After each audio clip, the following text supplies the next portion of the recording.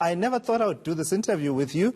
I thought if anything happened, I would hear that you're going to Harvard. But here we are. You've resigned. What happened? Ratulas, I was never good at academics, so Harvard was never on the table for me. But this is a decision that has been a long time coming. I mean, whether Mmusi was there or not, whether Helen Zille was there or not, I would have departed from the DA at any point. But I thought it was a critical time that I do this.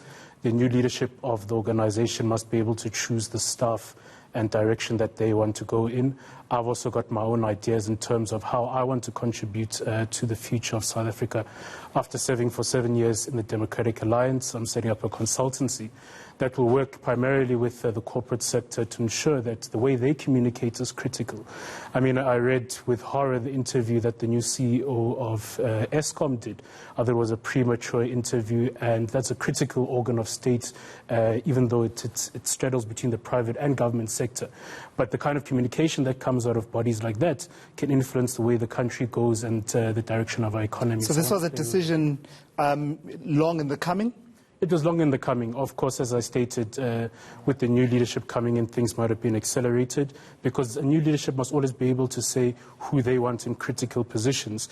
And my time at the DA had come and gone, and yeah, it just so happened at this point. Why do I find it hard to believe, though, Mabine, that you would put so much energy into working for this vision that Mmusi Maimane, when he was leader and you were speaking on his behalf, had set out for the DA?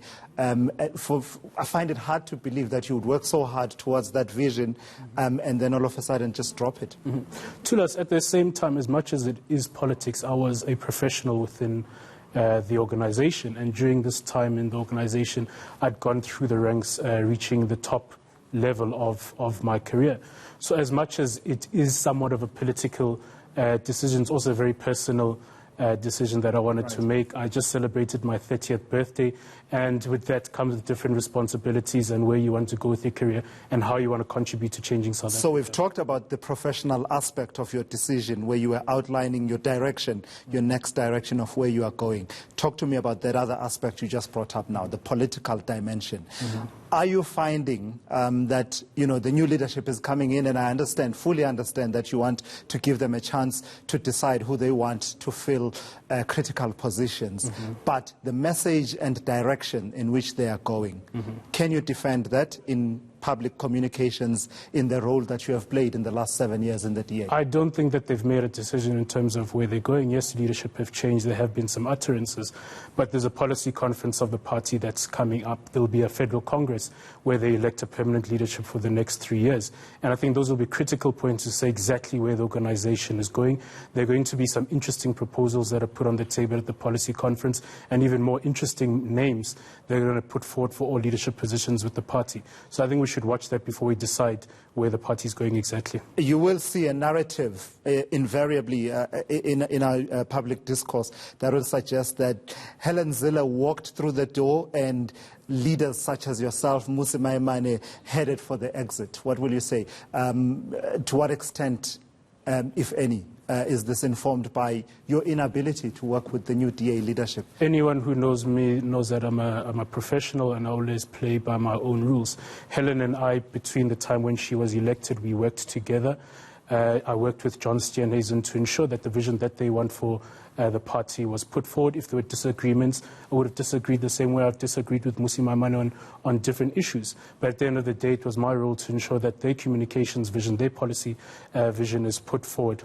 Are you worried at all about the direction in which the DA is going? Certainly, in as far as electoral performance is concerned, 2019 is a chapter that I imagine many in the DA would rather, soon forget. And subsequent to that, you saw those losses in the various by-elections. And in fact, I think I was reading about a recent by-election where, the DA didn't do so well as was expected.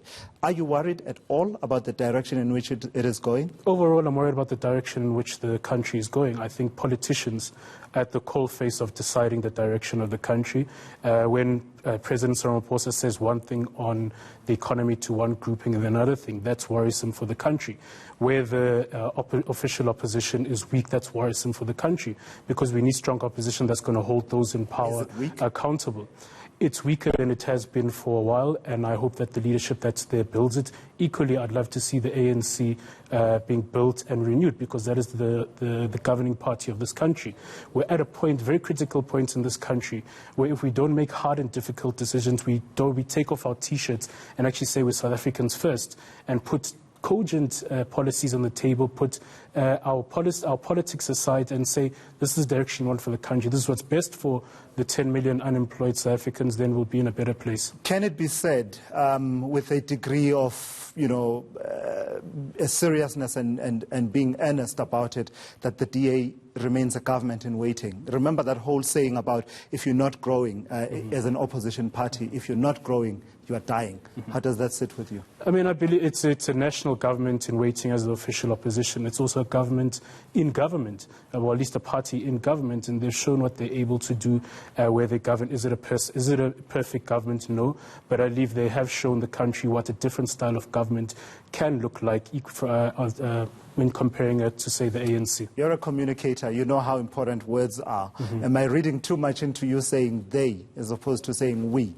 I know you're resigning from the official functions, but you remain a member of the DA. I remain a member of the DA. In fact, ironically, I got an SMS today saying that my membership lapses in the next couple of months, and whether I want to renew.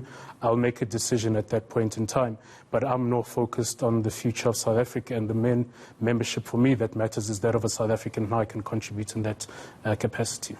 Lastly, Mabine, is it advisable for Mmusi Maimane or Herman Mashaba, in your view and your reading of South African politics, to form one or two political parties? I see where they're both coming from, where Ntate Mashaba would like to establish his own political party. He sees that as the best vehicle to change the country. Equally, Mmusi Maimane sees a movement for change, a ground movement, where we get people activated, we get active citizenry.